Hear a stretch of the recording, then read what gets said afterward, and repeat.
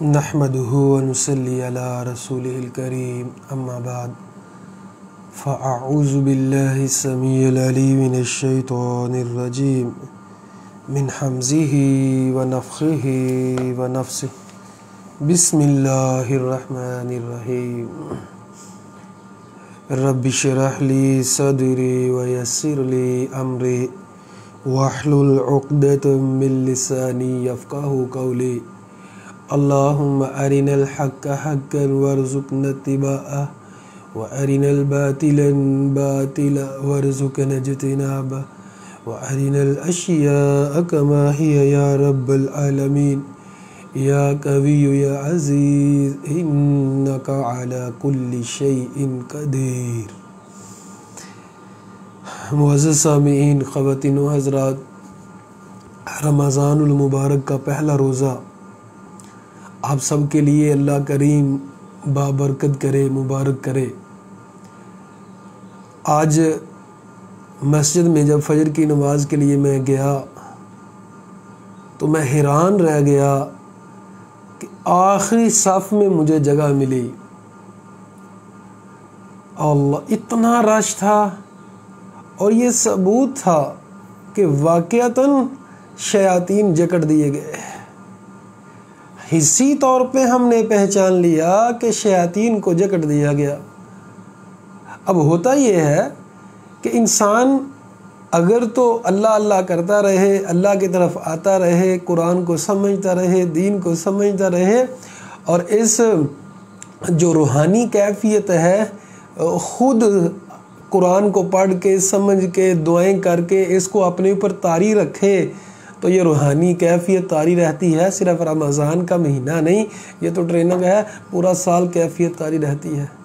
لیکن انسان اپنے اندر کی سستی کو پھر اپنے اوپر غالب کر لیتا ہے۔ پہلا دن دیکھا مساجد بھری ہوئی تھی، حالانکہ کرونا کی وبا کا بھی اثر ہے، گورنمنٹ کی طرف سے اعلان ہے کہ بچوں کو اور بوڑھے جو ہیں گھروں میں نماز پڑھیں، لیکن پھر بھی الحمدللہ بہت زبردست رونق دیکھی میں نے۔ تو شیاطین کو تو جکڑ دیا گیا، لیکن جو انسانوں میں سے شیاطین ہیں ان کو نہیں جکڑا جاتا، اور انسان کے دل کا ایک حصہ ہے جو انسان کو گناہ کی دعوت دیتا ہے، اس کو بھی نہیں جکڑا جاتا۔ تو معزز سامعین، خواتین و حضرات، انشاءاللہ ہم روزانہ ایک سپارے کے مضامین اختصار کے ساتھ، زیادہ ڈیٹیل میں نہیں جاؤں گا۔ میری کوشش ہوگی کہ 30 منٹ میں جتنے بھی میں نے پوائنٹس لکھے ہوتے ہیں مکمل بیان کر دیے جائیں، لیکن ٹائم تھوڑا آگے پیچھے ہو سکتا ہے۔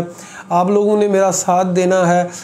میں یہ چاہتا ہوں، مجھے اس وقت سکون زیادہ ملتا ہے کہ جب میرا میسج زیادہ لوگوں تک جا رہا ہوتا ہے۔ تو آپ اگر میرا ساتھ دیں روزانہ اور خود بھی اس میں شامل ہوں، 5 بجنے سے پہلے آپ لوگوں کو بھی اس کی دعوت دیں، لوگ شیئر کریں، لوگوں کو بتائیں کہ آئیں قرآن سنیں۔ دیکھیں، آپ لوگ ایک پارے کی روزانہ تلاوت کریں۔ ایک پارے کو اگر تو ترجمہ کے ساتھ پڑھ سکتے ہیں تو بڑی زبردست بات ہے، نہیں تو قرآن مجید سامنے رکھ کے، ابھی آپ لوگ جو دیکھ رہے ہیں، بہتر ہے کہ آپ لوگ قرآن مجید سامنے کھول کے رکھیں اور زیادہ فائدہ اٹھائیں، تو لوگوں کو اس میں آپ لوگ شامل کریں۔ انشاءاللہ آپ قرآن مجید سے ایک دفعہ گزر جائیں گے، تلاوت میں بھی، اور دورہ قرآن بھی آپ کا ہوگا۔ نبی کریم صلی اللہ علیہ وسلم ہر رمضان مبارک کو دورہ قرآن کیا کرتے تھے۔ ہاں، تو پہلے پارے میں 2 سورتیں ہیں، سورۃ الفاتحہ اور سورۃ البقرہ۔ سورۃ الفاتحہ کی 7 آیات ہیں، اور سورۃ الفاتحہ مکی سورہ ہے۔ معزز سامعین، یہ یاد رکھیے گا، 2 سورتوں کی 2 اقسام ہیں، مکی اور مدنی۔ مکی وہ صورتیں ہوتی ہیں جو ہجرت سے پہلے، جب نبی کریم صلی اللہ علیہ وسلم نے ہجرت کی تو ہجرت سے پہلے جو صورتیں نازل کی گئیں وہ مکی صورتیں کہلاتی ہیں، اور جو ہجرت کے بعد نازل کی گئیں وہ مدنی صورتیں کہلاتی ہیں۔ تو سورۃ الفاتحہ یہ مکی سورہ ہے۔ سورۃ الفاتحہ اللہ کی طرف سے بہت بڑا گفٹ ہے۔ اتنا بڑا گفٹ نبی کریم صلی اللہ علیہ وسلم نے فرمایا، حدیث ہے کہ 2 فرشتے جو ہیں وہ آئے آسمان سے ایسے دروازے سے آئے جو پہلے کبھی نہیں کھلا تھا، اور ایسے 2 فرشتے آئے جو پہلے کبھی نہیں آئے تھے، اور ایسے 2 گفٹ مجھے عطا کیے گئے جو پہلے کسی کو نہیں عطا کیے گئے۔ وہ 2 گفٹ کیا ہیں؟ سورۃ الفاتحہ اور سورۃ البقرہ کی آخری 2 آیات۔ سورۃ الفاتحہ جو ہے یہ قرآن مجید کا خلاصہ بھی اس کو کہا گیا ہے کہ یہ پوری سورہ قرآن مجید کا خلاصہ ہے، کیونکہ قرآن مجید میں 5 مضامین بیان کیے گئے ہیں مین، پھر ان کی آگے تشریحات ہیں۔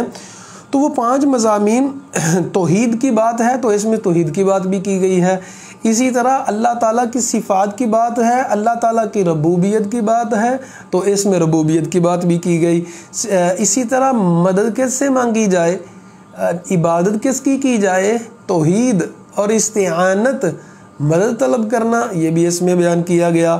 صراط مستقیم کی بات قرآن مجید میں بار بار کی گئی تو اس میں صراط مستقیم کی بات بھی کی گئی۔ پھر اللہ نے جن لوگوں کے اوپر انعام کیا ہے ان کی اللہ نے بات کی، تو پھر یہاں اللہ تعالیٰ نے ان لوگوں کی بھی بات کی۔ پھر قرآن مجید میں جن لوگوں کے اوپر عذاب آئے ہیں، غضب نازل کیے گئے ہیں، ان کی بات کی گئی۔ یہاں سورۃ الفاتحہ میں اللہ نے ان لوگوں کی بھی بات کی۔ تو اس سورہ کو خلاصہ قرآن بھی کہتے ہیں۔ نبی کریم صلی اللہ علیہ وسلم نے فرمایا لا صلاۃ لمن لم یقرأ بفاتحۃ الکتاب، اس بندے کی نماز نہیں ہوتی، بندی کی جو سورۃ الفاتحہ نہیں پڑھتا۔ تو سورۃ الفاتحہ پڑھے بغیر نماز نہیں ہوتی، تو یہ لازمی پڑھنی چاہیے۔ سورۃ الفاتحہ بہترین دعا بھی ہے، اسی لیے ہر رکعت میں پڑھنا ضروری قرار دیا گیا۔ تو چونکہ یہ بہت اہم ہے تو اس کے ہم مکمل ترجمہ دیکھیں گے، باقی انشاءاللہ ہم پوائنٹس کی صورت میں سمجھیں گے۔ الحمدللہ رب العالمین، تمام تعریفیں اللہ کے لیے جو رب العالمین ہے، تمام جہانوں کا پیدا کرنے والا رب ہے، رحمان ہے، رحیم ہے، مالک یوم الدین، قیامت کے دن کا مالک ہے۔ اچھا، میں یہاں آپ سے پوچھنا چاہتا ہوں کہ کیا اللہ آج مالک نہیں ہے؟ تو اس کا جواب یہ ہے، ظاہری بات ہے ہم فیس ٹو فیس اس طرح کلاس نہیں لے رہے تو ہم ڈسکس کرتے ہیں اس بات کو، لیکن ابھی چونکہ ریکارڈنگ ہے سو مالک یوم الدین، اللہ مالک ہے قیامت کے دن کا، تو کیا پھر آج اللہ مالک نہیں؟ تو اس کا جواب یہ ہے کہ اللہ آج بھی مالک ہے، لیکن قیامت والے دن اللہ تعالیٰ نے یہ جو ہمیں آزادی دے رکھی ہے ہاتھ ہلانے کی، زبان بولنے کی، دیکھنے کی، چکھنے کی، کھانے پینے کی، قیامت والے دن اس کی بھی اجازت نہیں ہوگی۔ اور دنیا میں اللہ نے عارضی طور پہ مجھے اور آپ کو آزادی دے رکھی ہے۔ دیکھیں آج کتنا خوش نصیب لوگوں کا کتنا بابرکت دن ہے، پہلا رمضان المبارک، لیکن کتنے ایسے لوگ ہیں جنہوں نے روزہ نہیں رکھا۔ فرشتوں نے زبردستی پکڑ کے ان کو نہیں کہنا کہ روزہ رکھو۔ تو اللہ نے جزوی طور پہ انسان کو انسان کے جسم کا مالک بنایا ہے موت تک۔ جب رب چاہے تو انسان کے جسم کام کرنا چھوڑ سکتا ہے، لیکن عارضی طور پہ قیامت والے دن انسان اپنی مرضی سے بول بھی نہیں سکے گا، حرکت نہیں کر سکے گا، مرد اور عورتیں ننگے ہوں گے، عورتیں مردوں کو اور مرد عورتوں کو نہیں دیکھ سکیں گے۔ تو مالک یوم الدین، قیامت کا دن کا مالک مکمل اللہ ہے۔ ایاک نعبد و ایاک نستعین، اللہ ہم صرف تیری ہی عبادت کرتے ہیں، صرف تجھ سے مدد مانگتے ہیں۔ اللہ اکبر کبیرہ۔ معزز سامعین، خواتین و حضرات، مجھے بہت احساس ہے آپ کا ٹائم بہت قیمتی ہے، میں کوشش کروں گا کہ جلدی مطلب پوائنٹس کی صورت میں بیان کرتا چلا جاؤں جو بڑی ہی اہم چیزیں ہیں عقیدے کے اعتبار سے، دین کے اعتبار سے، فہم کے اعتبار سے۔ ہم لوگ یہ تو کہتے ہیں کہ ایاک نعبد و ایاک نستعین، مولا ہم تیری ہی عبادت کرتے ہیں اور تجھ ہی سے مدد مانگتے ہیں، پھر لوگوں کے دروں پہ بھی جھکتے ہیں، عبادت پھر کسی کی بھی کرتے ہیں، مانگنا یہ بھی عبادت ہوتی ہے۔ اسی طرح جو اللہ سے محبت کرنے کا جو حق ہے کسی سے اس طرح کی جائے یہ بھی شرک ہوتا ہے۔ ہو جس میں عبادت کا دھوکہ، مخلوق کی وہ تعظیم نہ کر، جو خاص خدا کا حصہ ہے بندوں میں اسے تقسیم نہ کر۔ یہاں میں نے رات ہی ایک کالم پڑھا بڑی عمدگی کے ساتھ، طفیل ہاشمی صاحب، پروفیسر طفیل ہاشمی صاحب، اسلام آباد کے بہت بڑے اسکالر ہیں، انہوں نے لکھا ہوا تھا کہ انسان کی خواہش ہوتی ہے کہ کوئی ایسا ساتھی ہو، دھیان سے سنیے گا، انسان کی خواہش ہوتی ہے کہ اس کا کوئی ایسا دوست ہو جس سے وہ فرینک ہو، ساری باتیں اس کو کر دے اور آگے سے وہ تنقید نہ کرے، اور ایسا دوست ہو وہ ساری پریشانیاں مصیبتیں دور کرنے پہ قادر بھی ہو۔ پھر انسان جو ہے اپنے غم اپنی پریشانیاں بتا کے تو انسان ہلکا ہو جاتا ہے۔ تو پتہ ہے وہ دوست کون ہے؟ مَا لَكُم مِّن دُونِ اللَّهِ مِن وَلِيٍّ وَلَا نَصِيرٍ۔ قرآن مجید میں جو بار بار مسائل بیان کیے گئے، جو بار بار احکامات بیان کیے گئے، ایک مسئلہ یہ ہے، اللہ فرماتا ہے لوگو اللہ کے علاوہ تمہارا کوئی مددگار نہیں ہے، اللہ کے علاوہ تمہارا کوئی دوست نہیں ہے، اللہ ہی تمہارا دوست ہے، اللہ ہی تمہارا مددگار ہے۔ معزز سامعین، اگر آپ چاہتے ہیں کہ اب دوستی لگانا تو یہ وقت ہے ہم رب کریم سے دوستی لگا لیں۔ رب کا قرآن تو بارہا کہہ رہا ہے، میرے بندو مدد مانگنا تو صرف مجھ سے، عبادت کرنا تو صرف میری، وفا کے پیکر ہم بن جائیں۔ قسم رب کعبہ کی، ابراہیم علیہ السلام کا اللہ نے وفا کا ذکر کیا، آگے پوائنٹس آ رہے ہیں۔ ابراہیم علیہ السلام نے جب وفا کی، اللہ نے آگ کو گلزار بنا دیا۔ اگر میں اور آپ رب کے ساتھ وفا کریں گے، رب کی بندگی کریں گے جیسے رب نے کہا، ہماری زندگیوں کی آگ بھی گلزار بن جائے گی۔ تو اللہ سے دوستی لگائیں، مدد صرف رب سے۔ نبی کریم صلی اللہ علیہ وسلم نے فرمایا اگر تسمہ بھی ٹوٹ جائے نا جوتی کا تو وہ بھی اللہ سے مانگا ہے۔ اہدنا الصراط المستقیم، اللہ ہمیں صراط مستقیم عطا فرما۔ اچھا یہاں ایک بات یاد رکھیں، جب دنیا میں ہم جس سوسائٹی میں رہ رہے ہیں، اختلافات بہت زیادہ ہیں، کبھی انسان پریشان ہو جاتا ہے کہ ان اختلافات کا کیا کرے، تو آپ لوگ دونوں طرح سے دلائل لیں، دونوں طرح سے دلائل لے کے یہ دعا کریں، سجدے میں جا کے چاہے کر لیں، ویسے ہی کریں، اہدنا الصراط، اللہ صراط مستقیم کیا ہے وہ مجھے دکھا دے۔ جب ہم یقین سے ایمان سے یہ دعا کریں گے، اللہ صراط مستقیم انشاءاللہ عطا فرمائے گا۔ اب راستوں ان لوگوں کا جن پہ تو نے انعام کیا، وہ کون لوگ ہیں؟ انبیاء، صدیقین، شہداء۔ اللہ جن پہ غضب کیا گیا، جو گمراہ ہیں ان کا راستہ نہ دکھانا، وہ کون لوگ ہیں؟ یہودی، عیسائی اور جتنے بھی کافر ہیں، جو بھی گمراہ ہیں، جن کے اوپر بھی عذاب آتا ہے، وہ سارے ہی ہیں۔ یاد رکھیے گا، یہودی اور عیسائی کہتے تھے کہ ہم اللہ کی بڑی لاڈلی قوم ہے، آج بھی کہتے ہیں، لیکن جب یہودیوں نے بات نہ مانی، اللہ نے بندر بنا دیا۔ آج ہم امت مسلمہ کے لوگ، ہم مسلمان اپنے آپ کو سمجھتے ہیں ہم سپیریئر ہیں، لیکن اگر ہم نے عمل نہ کیا، ہم نے حضور کی غلامی نہ کی، ہم نے شریعت کو فالو نہ کیا جس طرح شریعت ہمیں کہتی ہے، تو پھر اللہ معاف کرے، اللہ تعالیٰ ہمیں بھی عذاب کا شکار کر سکتا ہے۔ اللہ تو علی کل شیء قدیر ہے، اللہ اپنے اصولوں کو نہیں بدلتا۔ اللہ تعالیٰ ہم پہ رحم فرمائے۔ تو اس کے بعد آمین کہنا چاہیے۔ نبی کریم صلی اللہ علیہ وسلم نے فرمایا اذا امن الامام فامنوا، جب امام آمین کہتا ہے تم بھی آمین کہو۔ جس کی آمین کی آواز فرشتوں کی آواز کے ساتھ مل جاتی ہے، غفر له ما تقدم من ذنبه، اس کے پچھلے سارے گناہ معاف کر دیے جاتے ہیں۔ اچھا جی، اس کے بعد سورۃ البقرہ ہے۔ سورۃ البقرہ مدنی سورہ ہے، 286 آیات ہیں اس کی، اور سب سے بڑی سورہ ہے۔ قرآن حکیم میں سورہ البقرہ کی آیت نمبر 2، قرآن حکیم میں کوئی شک نہیں ہے، یہ اللہ کی طرف سے ہے، کوئی شک نہیں ہے، رب کریم کی طرف سے میسج ہے، کسی انسان کی بات نہیں ہے، یہ رب کریم کی بات ہے، تو یہ بیان کیا گیا۔ اسی طرح متقین کی صفات بیان کی گئیں، 3 سے لے کے 5 نمبر آیت تک۔ متقی ہوتے کون ہیں پہلے یہ سمجھ لیں۔ اچھا، رمضان المبارک کا مقصد بھی تقوی ہے۔ اللہ فرماتے ہیں رمضان کے روزے فرض کیے گئے ہیں تم پہ تاکہ تم تقوی اختیار کرو۔ اب تقوی کیا ہے؟ تقوی انسان کی ایسی دلی کیفیت کا نام ہے کہ دل کہہ رہا ہے گناہ کرنے کو، دل چاہ رہا ہے، لوگ کہہ رہے ہیں، سارا جہاں کہہ رہا ہے گناہ کرنے کو، لیکن انسان کے اندر الارمنگ والی سچویشن بن جائے کہ نہیں میں گناہ نہیں کر سکتا، کیوں؟ میں رب کا بندہ ہوں، میں تو تقوی اختیار کرتا ہوں۔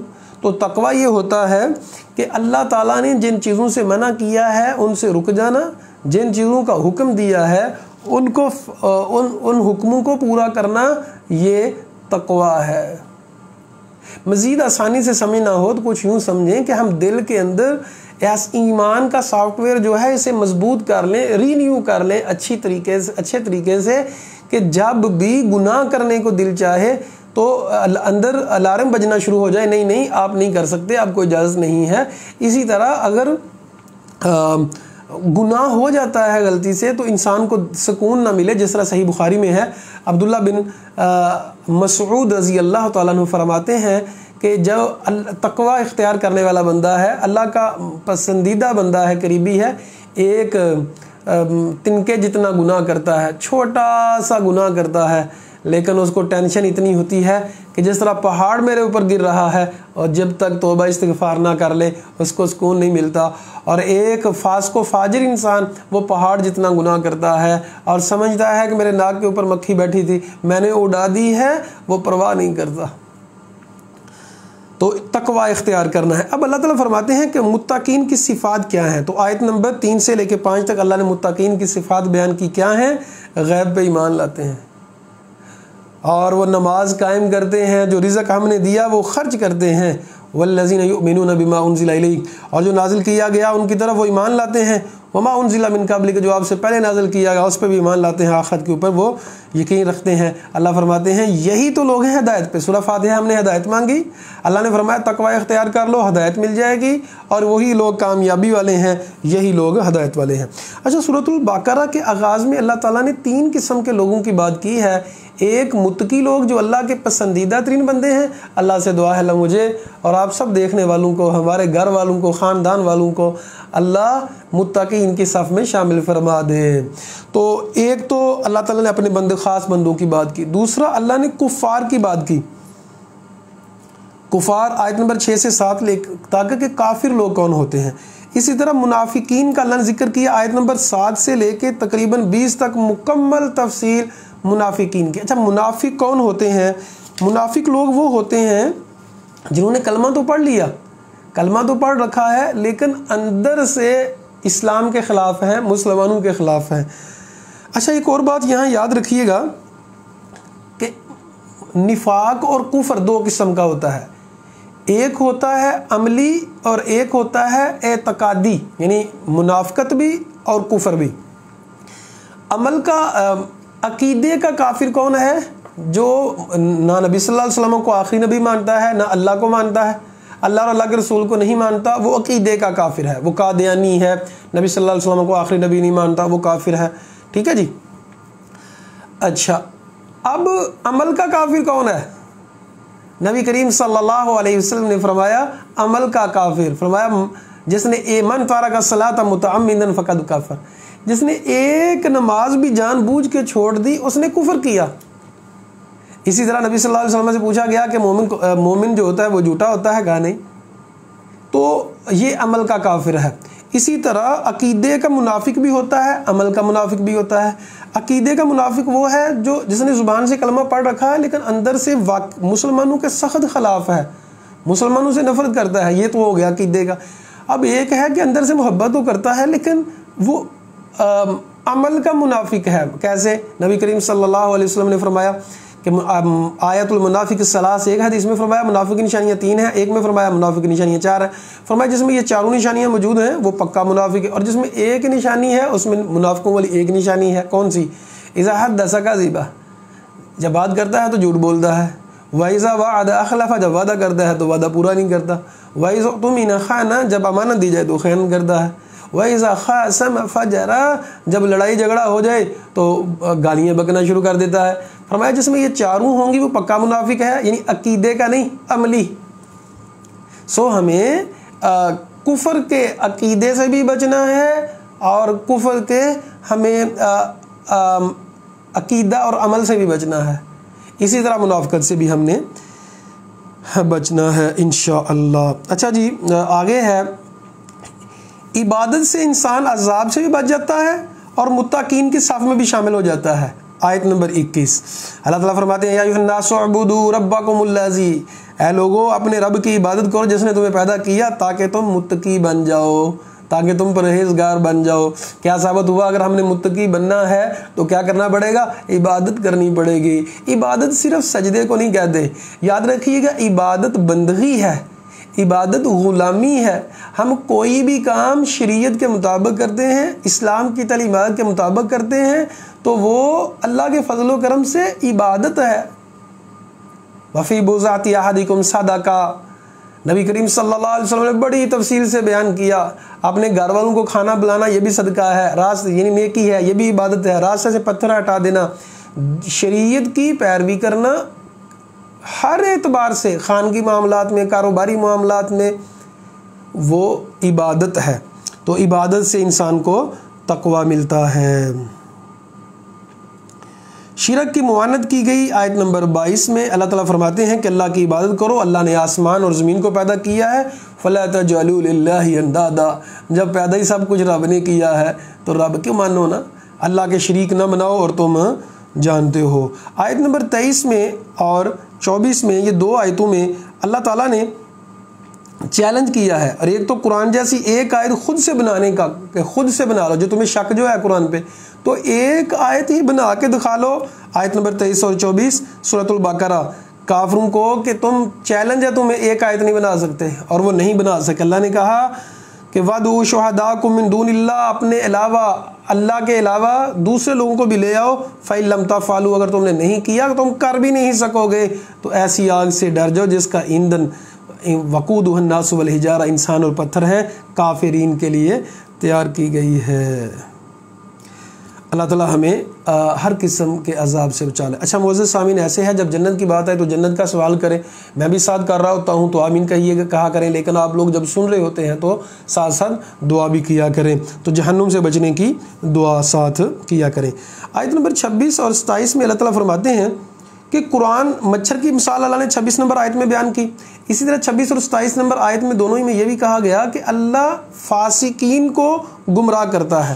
پھر اللہ تعالیٰ بیان فرماتے ہیں کہ فاسقین ہوتے کون ہیں، تو ان اللہ لا یستحی ان یضرب مثلا ما بعوضہ، اللہ مچھر کی مثال بیان کرتے ہوئے بھی شرماتا نہیں ہے۔ ایمان والے تو جانتے ہیں یہ حق ہے، اور وہ کافر جو ہے وہ کہتے ہیں کیا اللہ نے ارادہ کیا اس مثال کے ساتھ، یعنی اعتراض کرتے ہیں۔ یاد رکھیے گا، مسلمان کا کام ماننا، ماننے والا، ہم ماننے والے ہیں، بار بار اعتراض کرنا اور چیم گوئیاں کرنا اور کیڑے نکالنے کی کوشش کرنا یہ مسلمان کا کام نہیں ہوتا، یہ کافر ایسے کرتا ہے۔ اللہ فرماتے ہیں اس قرآن کے ساتھ اللہ بہت سے لوگوں کو ہدایت دیتا ہے اور بہت سے لوگوں کو گمراہ کر دیتا ہے۔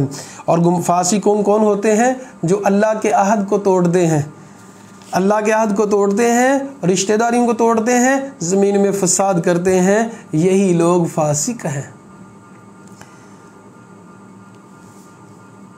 آیت نمبر اللہ تعالیٰ نے 30 سے لے کے مکمل طور پہ بیان کیا ہے آدم علیہ السلام کی پیدائش کا قصہ، کہ انسان کو اللہ تعالیٰ نے کیسے پیدا کیا، اور انسان سے اللہ تعالیٰ نے انسان کو اشرف المخلوقات کیسے بنایا۔ انسان کی پیدائش کا قصہ، آدم علیہ السلام کا اور فرشتوں کا مکالمہ، پھر شیطان نے کہا میں نے سجدہ نہیں کرنا۔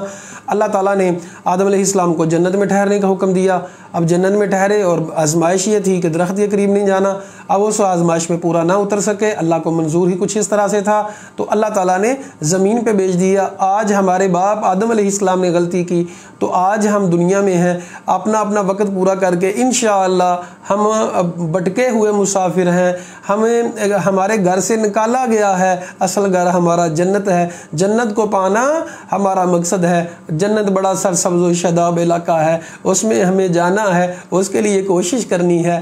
رمضان کا ایک مقصد جنت کو پانا ہے، جہنم سے بچنا ہے۔ نبی کریم صلی اللہ علیہ وسلم نے فرمایا نسی آدم و نسی خلقہ، آدم علیہ السلام ہمارے جو باپ ہیں ان کو بھی غلطی لگ گئی تھی، مخلوق بھی بھول جاتی ہے، انسان تو نسیان سے ہے۔ کاش ہم یہ جان لیں کہ میں بھی انسان ہوں، آپ بھی انسان ہیں، آپ کا باپ بھی انسان ہے، اساتذہ بھی انسان ہے، بہن بھائی دوست احباب بھی انسان ہے۔ اگر ہم یہ زندگی کی حقیقت کو سمجھ لیں کہ انسان بھول جاتا ہے، انسان غلطیاں کرتا ہے، یہ نفرت کا جو سامان ہے یہ کم ہو جائے، خود بھی ہم غلطیاں کر سکتے ہیں، اسی طرح ہم سے غلطیاں ہو جاتی ہیں، انسان جو ہوئے تو اس وجہ سے فرمایا کل بنی آدم خطاء وخیر خطائین التوابون، ہر انسان گنہگار ہے لیکن سب سے بہترین وہ ہے جو جلدی توبہ کر لیتا ہے۔ بنی اسرائیل کا واقعہ اللہ نے 40 نمبر آیت میں بیان کیا۔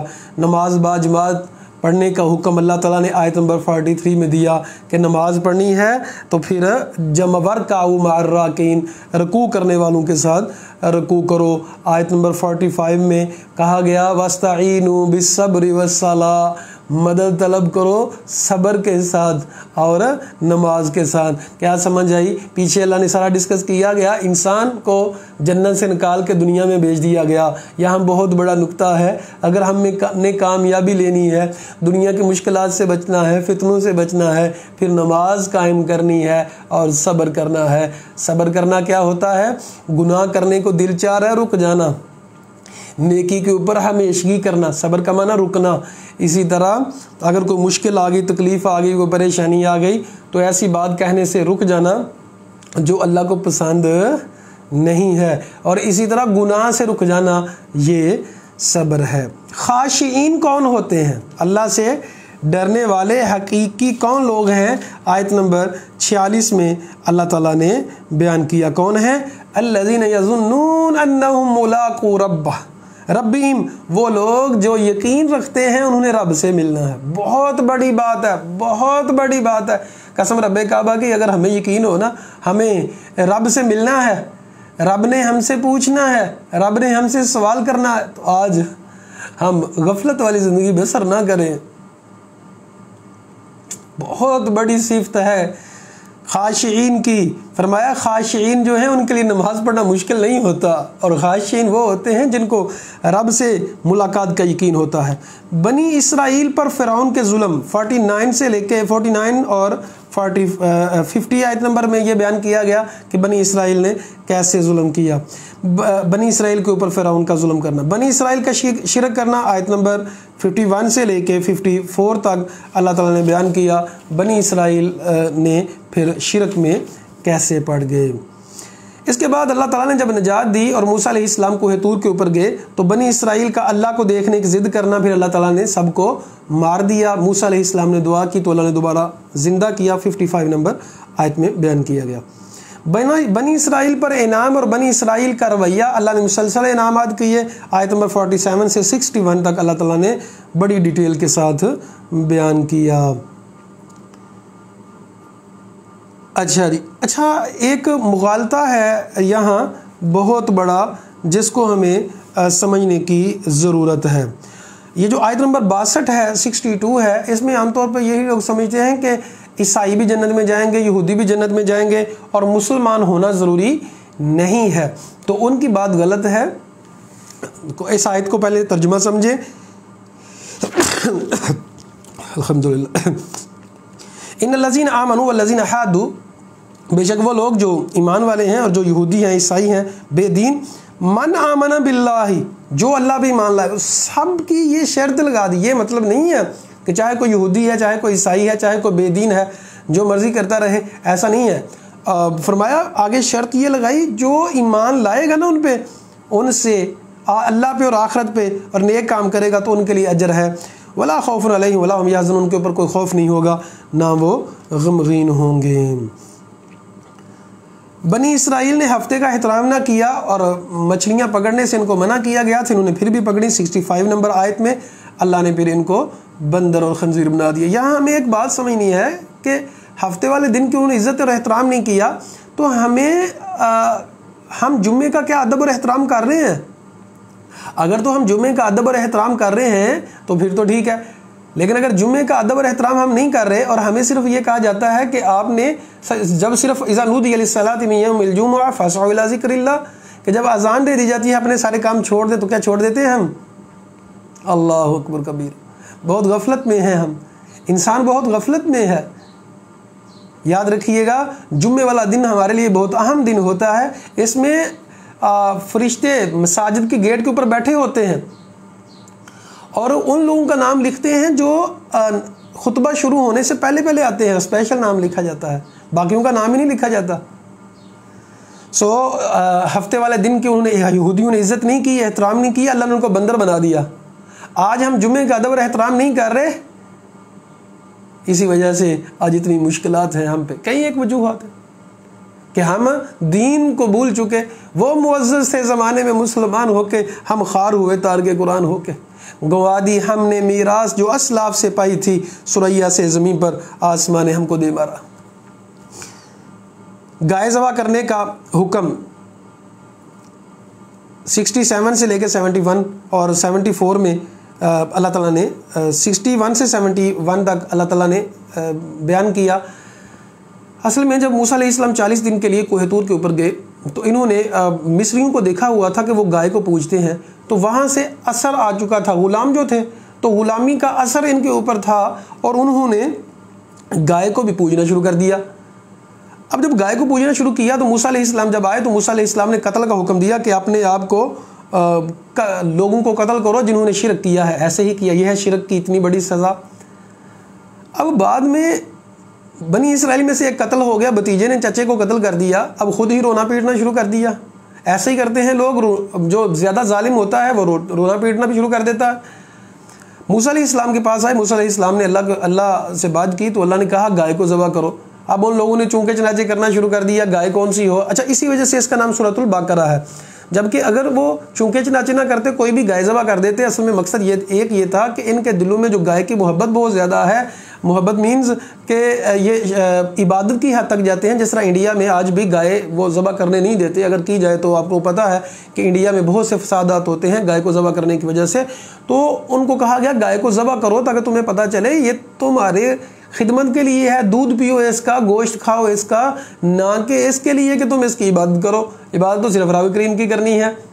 تو ان لوگوں کو گائے کا ذبح کرنے کا حکم دیا گیا. پھر گائے کا گوشت کا ٹکڑا میت کو لگایا گیا. میت نے اٹھ کے بولی اور کہا مجھے تو میرے بھتیجے نے قتل کیا ہے. دلوں کا سخت ہونا، آیت نمبر 74 میں اللہ تعالیٰ فرماتے ہیں دل کیسے سخت ہو جاتے ہیں. پہلے نبی کریم صلی اللہ علیہ وسلم کی ایک حدیث فرمایا لوگو الا فی الجسد مضغۃ اذا صلح صلح الجسد کلہ. لوگو جسم میں گوشت کا ٹکڑا ہوتا ہے، اگر وہ ٹھیک ہو جائے سارا جسم ٹھیک ہو جاتا ہے، اگر وہ خراب ہو جائے سارا جسم خراب ہو جاتا ہے. الا وہی القلب، خبردار لوگو وہ دل ہے. نبی کریم صلی اللہ علیہ وسلم نے فرمایا کہ اگر انسان گناہ کرتا ہے تو اس کے دل پہ کالا نقطہ لگ جاتا ہے، اگر وہ توبہ اور استغفار کر لیتا ہے وہ نقطہ مٹ جاتا ہے، اور اگر توبہ استغفار نہیں کرتا وہ نقطہ بڑھتا رہتا ہے. ایک وقت آتا ہے دل سارے کا سارا کالا ہو جاتا ہے. پھر فرمایا جو اللہ نے فرمایا نا کلا بل ران علی قلوبہم ما کانوا یکسبون، کہ خبردار ان کے دلوں کے اوپر تو زنگ لگا ہوا ہے. دل مردہ ہے، دل نہیں ہے، اسے زندہ کرو دوبارہ کہ یہی ہے مرض کوہن کا چارہ. قرآن مجید کی تلاوت سنیں، قرآن مجید کی تلاوت کریں، لیکن فارمیلٹی پوری کر کے نہیں، قرآن مجید کو سمجھیں، غور و فکر کریں تاکہ میرا اور آپ کا دل گناہوں سے پاک ہو جائے، تاکہ میرا اور آپ کا دل دین کی طرف آمادہ ہو جائے، مائل ہو جائے. یہی طریقہ ہے ہمیں دل کو سکل کرنے کا، ہمیں دل کو اجلا کرنے کا، دل کو پاک کرنے کا. اللہ فرماتے ہیں آیت نمبر 74 میں لوگو ثم قست قلوبکم من بعد ذلک فہی کالحجارہ. لوگو تمہارے دل پتھر ہو چکے، سخت ہو چکے، تمہارے دل پتھروں کی طرح. پھر فرمایا نہیں، پتھروں سے بھی زیادہ سخت ہو چکے. کیوں؟ وَإِنَّ مِنَ الْحِجَارَةِ لَمَا يَتَفَجَّرُ مِنْهُ الْأَنْهَارُ، بعض پتھروں سے تو نہریں نکل پڑتی ہیں. وَإِنَّ مِنْهَا لَمَا يَشَّقَّقُ، اور بعض پتھر تو ایسے ہوتے ہیں فَيَخْرُجُ مِنْهُ الْمَاءُ، وہ پھٹ پڑتے ہیں اور ان سے پانی نکلنے لگ جاتا ہے. وَإِنَّ مِنْهَا لَمَا يَهْبِطُ مِنْ خَشْيَةِ اللَّهِ، اور بعض پتھر تو ایسے ہوتے ہیں وہ اللہ کے ڈر سے گر پڑتے ہیں. وَمَا اللَّهُ بِغَافِلٍ عَمَّا تَعْمَلُونَ، لوگو اللہ غافل نہیں ہے جو تم کرتے ہو. تم غافل ہو، اللہ غافل نہیں ہے. اللہ دیکھتا ہے کس کا دل کتنا اجلا ہے. اور ایمان بھی انسان کے دل میں ہوتا ہے. اگر رائی کے دانے کے برابر ایمان ہوگا تو جنت اسی کو نصیب ہوگی. المیہ یہ ہے ایمان رائی کے دانے کے برابر نہیں ہوتا، اور فتوے لگاتے ہیں بہت زیادہ. ہمیں اپنے دلوں کو پاک کرنا ہے، اپنے اندر کو پاک کرنا ہے، اپنی نیتوں کو درست کرنا ہے. یہ بڑا ہی ضروری کام ہے. اللہ اکبر کبیرہ. آیت نمبر 75 میں اللہ تعالیٰ فرماتے ہیں بنی اسرائیل کا تورات کو بدلنا، یہودیوں کے اندر بہت سی خصلتیں تھیں. ایک خصلت یہ تھی کہ وہ لوگ آیات کو بدلتے تھے، اپنے معنی بیان کرتے تھے. آج بھی کئی لوگ ایسے ہیں جو اپنے مفاد کے تحت قرآن کو بدل دیتے ہیں، حدیث کو بدل دیتے ہیں. جس طرح علامہ اقبال نے فرماتے ہیں، خود بدلتے نہیں قرآن کو بدل دیتے ہیں. خود اپنے آپ کو نہیں بدلنا، قرآن کو بدل دیتے ہیں اپنے مزاج کے مطابق. اللہ تعالی ہمیں ہدایت عطا فرمائے. یہودیوں کا ضد کرنا کہ جنت میں ہم ہی جائیں گے، آیت نمبر 80 سے لے کے 82 تک، 80 سے لے کے 82 تک اللہ نے بیان فرمایا ہے کہ پھر فرمایا کہ جنت میں جائے گا کون. 81 میں فرمایا کہ بلا من کسب سیئہ، جو گناہ کرتا ہے وہ احاطت بہ خطیئتہ، اور اس کے گناہوں نے اس کو گھیر رکھا ہے، فاولئک اصحاب النار، یہ لوگ تو جہنم والے ہیں، ہمیشہ رہیں گے. جنت میں کون جائے گا؟ جو ایمان والا ہے، نیک کام کرتا ہے، یہ لوہی لوگ جنت والے ہیں. ہم فیہا خالدون، اس میں ہمیشہ ہمیشہ رہیں گے. اللہ سے دعا ہے اللہ مجھے اور آپ کو جنتی بنا دے، نبی کریم صلی اللہ علیہ وسلم کا ساتھی عطا فرما دے. اچھا ایک بات یاد رکھیے گا، اگر اللہ تعالیٰ نے یہاں چیلنج دیا ہے 94 نمبر آیت میں، لوگوں اگر تم حق پہ ہو تو موت کی تمنا کرو. یہاں موت کی تمنا کی یاد رکھیے گا، موت مانگنا جائز نہیں ہے. ہاں یہ کہا جا سکتا ہے اللہ اگر میرے لیے جب تک زندگی بہتر ہے تو زندگی عطا فرما، جب موت بہتر ہے تو پھر موت عطا فرما دینا. لیکن یہاں یہ کہا جا رہا ہے، اصل میں یہودی کہتے ہیں ہم حق پہ ہیں، تو اللہ تعالیٰ فرماتا ہے کہ اگر پھر تم موت سے کیوں ڈرتے ہو، پھر تمہیں زندگی اتنی اچھی کیوں لگتی ہے اگر تم حق پہ ہو. تو اللہ تعالیٰ نے یہاں یہ واضح کر دیا آیت نمبر 94 میں. اسی طرح 96 میں جو حق پر ہوتا ہے وہ موت سے نہیں ڈرتا. کہاں لکھا ہوا ہے کہ فرمایا کہ اگر تم حق پہ ہو تو پھر موت سے کیوں ڈرتے ہو، زندگی پر سب سے زیادہ حریص کون ہے. 96 نمبر آیت میں اللہ تعالیٰ بیان فرماتے ہیں کہ سب سے زیادہ سخت حریص کون لوگ ہیں؟ جو شرک کرتے ہیں. والا تاجی 96 نمبر آیت، سب سے زیادہ شرک کرنے والے ہیں، وہ چاہتے ہیں ہمیں 1000 سال بھی جینا پڑے. تو یاد رکھیے گا مومن کبھی موت سے نہیں ڈرتا، رب کا خاص بندہ کبھی موت سے نہیں ڈرتا. موت اسی وقت آنی ہے جب آنی ہے. اس کا مطلب یہ نہیں ہے کہ ون ویلنگ کو کرنا شروع کر دے، اسے کوئی برے کام کرنا شروع کر دے. نو، حرام سے بچنا ہے، اپنی زندگی کو بچانا ہے. نبی صلی اللہ علیہ وسلم نے تو یہاں تک فرمایا کہ آپ نماز پڑھ رہے ہیں، سانپ کو دیکھ لیتے ہیں، بچھو کو دیکھ لیتے ہیں تو نماز توڑ دو، پہلے سانپ اور بچھو کو مار لو. تو اس لیے یہاں یہ بات یہ بیان کی جا رہی ہے کہ جو اپنے آپ کو حق پہ سمجھتا ہے وہ پھر زندگی میں اتنا حریص کیوں ہے. جبرائیل سے یہودی کہتے تھے ہم جبرائیل کے دشمن ہیں. اللہ نے کہا جو جبرائیل کا دشمن ہے وہ میرا دشمن ہے. 97 اور 98 نمبر آیت میں. ہاروت اور ماروت کا واقعہ اور جادو کی تاریخ، آیت نمبر 102 میں. اچھا جی، ہاروت اور ماروت دو اللہ کے فرشتے تھے. اللہ تعالیٰ نے ان کو لوگوں کی آزمائش کے لیے بھیجا. اچھا اس میں بڑی روایات ہیں، بڑی تاریخی باتیں ہیں، لمبی بات کرنے کا یہاں ٹائم نہیں ہے. ہاروت اور ماروت، اور یہاں یہودی کہتے تھے کہ ہم نے سلیمان علیہ السلام سے جادو سیکھا ہے. سلیمان علیہ السلام کے بارے میں عجیب عجیب باتیں بنی اسرائیل میں آج بھی کرتے ہیں. حالانکہ سلیمان علیہ السلام نہ جادو کرتے تھے نہ جادو سکھلاتے تھے، وہ تو اللہ کے نبی تھے. تو جادو کی یہاں ایک تو یہ بیان کیا گیا جادو کرنا کفر ہے، جادو سیکھنا کفر ہے، جادوگر کے پاس بھی جانا کفر ہے. نبی کریم صلی اللہ علیہ وسلم نے فرمایا جو کسی ایسے انسان کے پاس جاتا ہے جو غیب خبر دیتا ہے تو اس نے کفر کیا جو محمد صلی اللہ علیہ وسلم پہ نازل کیا گیا. آیت نمبر 104 میں بیان کیا گیا الفاظ کا چناؤ بہتر ہونا چاہیے. اللہ نے فرمایا رائنا نہیں کہو، انظر نہ کہا کرو. یہودی رائنا کو عین کے بعد یا لگا کے تو کہتے تھے رائینا، جس کا مطلب ہوتا تھا ہمارے چرواہے. تو اللہ تعالیٰ نے اس سے منع کر دیا کہ یہ لفظ نہ کہا کرو، کہ بلکہ کہا کرو انظرنا، یعنی ایسے الفاظ کا انتخاب کرنا چاہیے جس میں نبی کریم صلی اللہ علیہ وسلم کی عزت احترام ہو، اور ہمیں بھی ایک دوسروں کے لیے بھی ایسے استعمال کرنا چاہیے. آیت نمبر 106 میں منسوخ اور ناسخ کی بات کی گئی. منسوخ ایسی آیات کو کہتے ہیں جن کا حکم ختم ہو جاتا ہے، اور ان آیات کی بدلے میں جو آیات آتی ہیں ان کو ناسخ کہا جاتا ہے. کفار کا مسلمانوں سے حسد کرنا، آیت نمبر 109 میں اللہ تعالیٰ بیان فرماتے ہیں وَدَّ كَثِيرٌ مِّنْ أَهْلِ الْكِتَابِ، اہل کتاب میں سے اکثر لوگ چاہتے ہیں کہ تم بھی کافر ہو جاؤ، حسد کرتے ہوئے کہ یہ حق پہ کیوں ہیں. تو اللہ تعالیٰ مجھے اور آپ کو ایمان نصیب فرمائے. کافر تو جلتے رہتے ہیں, انہوں نے تو حسد کرنا ہی کرنا ہے. جنت میں کون جائیں گے؟ عیسائی جائیں گے, یہودی کے مسلمان. 111 اور 112 نمبر آیت میں بڑی ہی عمدگی کے ساتھ اللہ نے یہ ڈسکس کیا ہے. اللہ تعالیٰ فرماتے ہیں وَقَالُوا لَن يَدْخُلَ الْجَنَّةَ إِلَّا مَنْ كَانَ. یہودی کہتے ہیں کہ جنت میں نہیں جائے گا مگر وہ جو یہودی ہے. عیسائی کہتے ہیں جنت میں وہ جائے گا جو عیسائی ہے. اللہ کا تبصرہ تِلْكَ أَمَانِيُّهُمْ, یہ ان کی صرف خواہشات ہیں. قُلْ کہہ دیجئے ہاتوا برہانکم ان کنتم صادقین, دلیل لے کے آؤ اگر تم سچے ہو. اب اللہ تعالیٰ فرماتے ہیں جنت میں جائے گا کون؟ آج مسلمان بھی سمجھتے ہیں کہ ہم نے کلمہ پڑھ لیا تو جنت میں جائیں گے. نہ, یاد رکھیے ایسی بات نہیں ہے. زبان سے کہہ بھی دیا لا الہ الا اللہ تو کیا حاصل, دل و نگاہ مسلم نہیں تو کچھ بھی نہیں.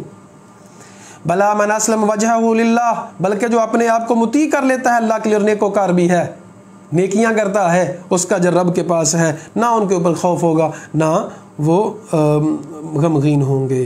113 نمبر آیت میں اللہ تعالیٰ بیان فرماتے ہیں گمراہ لوگ کیا کہتے ہیں. گمراہ لوگوں کی عادت ہوتی ہے دوسروں کو گمراہ کرنے کی عادت. 113 نمبر آیت میں یہودی کہتے ہیں عیسائی گمراہ ہیں, عیسائی کہتے ہیں یہودی گمراہ ہیں, مسلمانوں کو گمراہ کہتے ہیں. جبکہ جو نیک لوگ ہوتے ہیں, اللہ سے ڈرنے والے ہوتے ہیں, وہ عمل کی طرف آگے بڑھتے ہیں. مساجد سے روکنے والے ہی سب سے بڑے ظالم ہیں. کون ہے سب سے بڑا ظالم؟ 114 نمبر آیت میں بیان فرمایا جو مساجد سے روکتے ہیں. المیہ ہمارے ملک کا یہ ہے, اس ٹائم موجودہ حالات میں ہماری سڑکوں پہ اللہ تعالیٰ حکومت کو بھی ہدایت عطا فرمائے اور لوگوں کو بھی ہدایت عطا فرمائے جو توڑ پھوڑ کر رہے ہیں. اور میں نے کئی دفعہ دیکھا تبلیغی جماعت, اب دیکھیں جو بھی اللہ کا نام لیتا ہے ہمیں اسے سپورٹ کرنا چاہیے. لوگوں مسجدوں سے روکتے ہیں اور کئیوں نے لکھ کے لگایا ہوتا ہے مساجد پہ کہ فلاں فلاں کو مسجد میں آنے کی اجازت نہیں ہے. اللہ فرماتے ہیں وَمَنْ أَظْلَمُ مِمَّنْ مَنَعَ مَسَاجِدَ اللَّهِ, سب سے بڑا ظالم وہ شخص ہے جو لوگوں کو مسجد سے روکتا ہے. اللہ کا ہی مشرق ہے, اللہ کا ہی مغرب ہے, تو تم کون ہوتے ہو روکنے والے. 126 نمبر آیت میں اللہ تعالیٰ بیان فرماتے ہیں کہ وَلَن تَرْضَ عَنْكَ الْيَهُودُ وَلَا النَّصَارَىٰ, یہودی اور عیسائی آپ سے کبھی بھی راضی نہیں ہو سکتے یہاں تک کہ آپ ان کے دین کی پیروی کر لیں. ان کے دین کی پیروی کریں گے تب جا کے راضی ہوں گے, ایسے راضی ہونے والے نہیں ہیں. 121 نمبر آیت میں اللہ تعالیٰ نے کتاب کا حق بیان کیا ہے. جب کسی قوم کے اوپر کتاب نازل کی جاتی ہے, قرآن مجید ہے, تو اس کا حق کیا ہے؟ الذین آتیناہم الکتاب, وہ لوگ جن کو ہم نے کتاب دی اس کی تلاوت کا حق ادا کرتے ہیں. اب حق کیا ہے؟ قرآن مجید کو صحیح طریقے سے پڑھنا, اس کو سمجھنا, پھر اس کے اوپر عمل کرنا, پھر لوگوں تک پہنچانا, یہ قرآن مجید کا حق ہے. فرمایا یہی لوگ ہیں جو سچا ایمان لانے والے ہیں اس قرآن پہ. ابراہیم علیہ السلام کی وفا کا ذکر 124 سے لے کے 132 نمبر آیت تک اللہ تعالیٰ نے ابراہیم علیہ السلام کی وفا کا ذکر کیا کہ ابراہیم علیہ السلام کیا وفا کرنے والے تھے. اور جب اللہ تعالیٰ نے ابراہیم علیہ السلام کی وفا کا ذکر کیا کہ ابراہیم علیہ السلام نے کیا عمدگی سے کتنے زبردست طریقے سے وفا کی, تو پھر اللہ تعالیٰ نے کتنا نوازا, یہ سب آپ لوگ جانتے ہیں. یہ 134 نمبر اور 141 نمبر آیت میں اللہ تعالیٰ نے پہلے لوگوں کے بیان کیے. یعقوب علیہ السلام کی بات کی, اسماعیل علیہ السلام کی بات کی, ابراہیم علیہ السلام کی بات کی, اور یہ دو جگہ پہ آیت آئی. 134 نمبر آیت بھی اور 141 نمبر پہ ایک ہی آیت ہے. تِلْكَ أُمَّةٌ قَدْ خَلَتْ لَهَا مَا كَسَبَتْ, وہ ایک لوگ تھے, وہ گزر چکے, ان کے اعمال ان کے ساتھ, تمہارے اعمال تمہارے ساتھ. کتنی بڑی بات کہہ دی گئی کہ جو لوگ بحث میں پڑھتے ہیں عمل کی طرف نہیں آتے, یہاں یہ کہا گیا ان کے اعمال ان کے ساتھ, تمہارے اعمال تمہارے ساتھ, عمل کی طرف آؤ نہ کہ بحثوں کی طرف. نیکی کر کے قبولیت کی دعا کرنی چاہیے, جس طرح 127 نمبر آیت میں ہے وَيَرْفَعُ إِبْرَاهِيمُ الْقَوَاعِدَ مِنَ الْبَيْتِ, اسماعیل اور ابراہیم علیہ السلام نے جب گھر بنایا کہا رَبَّنَا تَقَبَّلْ مِنَّا, اللہ جی قبول فرما لینا. تو ہمیں رمضان کے روزے رکھ کے دورہ قرآن کر کے سنا کے یہ دعا کرنی چاہیے مولا قبول فرما لینا. تو جب رب نے قبول فرما لی تو بہت زبردست بات ہے. آخری پوائنٹ ہے جی آیت نمبر 138 صبغۃ اللہ. اچھا اس سے پہلے وہ میں 137 نمبر آیت میں اللہ تعالیٰ بیان فرماتے ہیں صحابہ کرام کا ایمان کیا کمال کا ایمان تھا. فرمایا کہ اگر وہ ایمان لے آئیں جیسے تم ایمان لائے ہو, یعنی صحابہ کے بعد والے لوگ, جیسے صحابہ کے ایمان کی گواہی دی گئی جیسے تم ایمان لائے ہو تو وہ ہدایت پائیں گے. اگر وہ لوگ گمراہی میں ہوں گے فَسَيَكْفِيكَهُمُ اللَّهُ, اللہ انہیں کافی ہو جائے گا. اللہ کا رنگ اور وہ کون ہے اللہ سے رنگ کے اعتبار سے اچھا، ہم اسی کی عبادت کرنے والے ہیں۔ تو اللہ کے رنگ سے مراد اللہ کا دین ہے۔ اللہ تعالیٰ سے دعا ہے اللہ تعالیٰ حق بات کو سمجھ کے اس پر عمل کرنے کی توفیق عطا فرمائے۔ آپ لوگوں کا بہت شکریہ، آپ نے شرکت کی۔ آپ لوگ سوال کر سکتے ہیں، بات کر سکتے ہیں، جس چیز کی سمجھ نہ آئے قرآن مجید کو سامنے رکھ کے آپ لوگ اس کو سمجھیں گے تو زیادہ سمجھ آئے گی۔ اقول قولی ھذا استغفر اللہ لی ولکم ولسائر المسلمین۔